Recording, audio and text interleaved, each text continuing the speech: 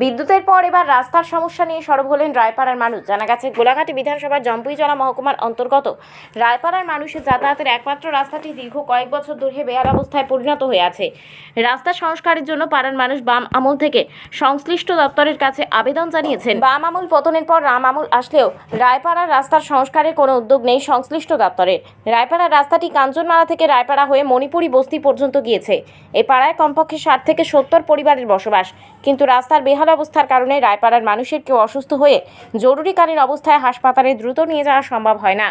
সম্পূর্ণ রাস্তাটি খানাখন্দে পরিণত হয়ে কোথাও কোথাও কাদায় পরিণত হয়ে আছে, আবার কোথাও কোথাও জল জমাট বেঁধে আছে।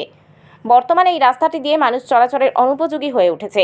তাই রায়পাড়ার মানুষ সংশ্লিষ্ট দপ্তরের প্রতি ক্ষুব্ধ হয়ে মঙ্গলবার সংবাদ মাধ্যমের দ্বারস্থ হয়ে সংশ্লিষ্ট দপ্তরের প্রতি তীব্র ক্ষোভ প্রকাশ করেছেন এবং দাবি জানিয়েছেন সরকার যেন রায়পাড়ায় যাতায়াতের একমাত্র রাস্তাটি সংস্কার করে মানুষ চলাচলের উপযোগী করে তোলে। কি সমস্যা দাদা এদিকে? এদিকে আমরা তো এই রাস্তাটা দীর্ঘদিন ধরে সেটা বর্ষা হইলে তো একজন গাড়ি ঘোড়া লইয়া যেতে পারতেছে না। এটা নিয়ে সেটা আমরা অনেক সিপিএম আমলতে আরম্ভ করছি যে কোনো সরকার আয়োগ সেটা শুধু তারা একজনের পরে একজন সমস্যার খালি তারা লিখিতভাবে নিয়ে যেতেছে। আমাদের রাস্তাঘাটের সমস্যা কোনো পরিবর্তন হইতেছে। এই পাড়াতে আপনারা কয় পরিবার আছেন? আমরা মণিপুরি বস্তিলে এখানে প্রায় 60-65 পরিবার আছে। আচ্ছা, এই রাস্তাটা কই থেকে আইছে? এটা কাঞ্চনমালা বাজার থেকে আইছে। কাঞ্চনমালা যতটুকু কাঞ্চনমালা এরিয়াটাই এটা ইটসলিং হয়েছে, কিন্তু আমরা যেখানে করে এরিয়া থেকে আজকে দীর্ঘদিন যাবৎ কোনো দিন আজকে মিনিমাম 40 বছর ধরে এখানে এই হালে চলছে।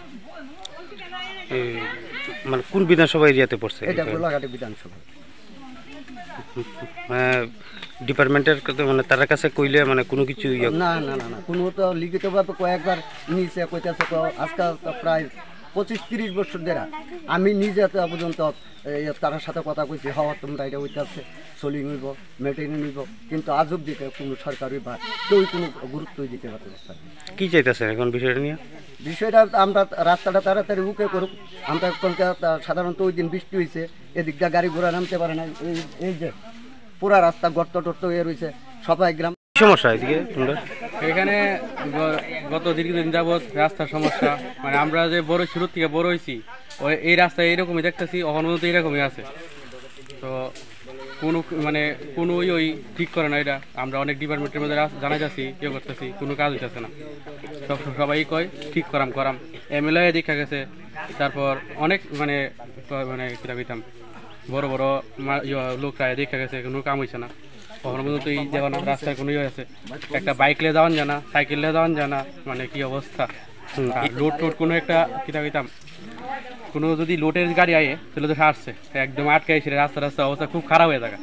এরকমই চলতেছে আর কি আর করাম। কয় পরিবার আছে এই পাড়াতে? এখানে তো আছে 60-65 পরিবার মতন আছে। আচ্ছা, এই পাড়াটার নাম কিটা? এটা যুগলকুশনগর রায়পাড়া। এখন তোমরা কি চাও? সরকারের কাছে কি দাবি থাকবে? আমরা ওখানে এতটুকুই দাবি যে আমরা রাস্তাঘাটটা ঠিক করে দেয়, যাতে যাওয়া আসার লিগে সুবিধা হয়। বাচ্চা আরে